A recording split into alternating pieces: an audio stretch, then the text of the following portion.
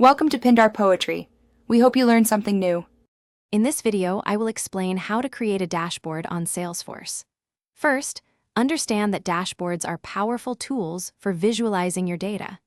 They help you quickly grasp key metrics and trends by presenting information from multiple reports in one place. You can display up to 20 components, each powered by a single report, offering a comprehensive overview of your sales performance. To begin, simply navigate to the Dashboards tab within Salesforce and click the New Dashboard button. You'll then be prompted to select a folder where your new dashboard will reside, ensuring good organization for easy access later. Once that's done, you can start dragging and dropping various components onto your dashboard canvas, building its layout exactly how you envision it to best represent your data. Once you have your components on the canvas, the real customization begins.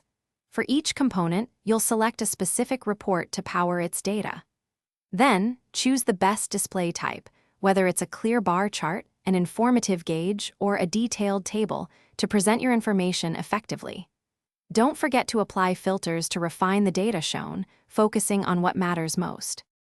To make your dashboards even more powerful, consider setting them as dynamic.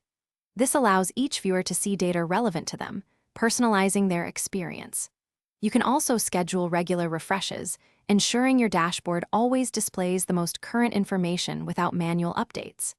And hey, if you're looking for a great way to read on the go, check the description for a link to the new Kindle Paperwhite, along with other fantastic deals you won't want to miss. Thanks for watching. Consider subscribing if we helped you.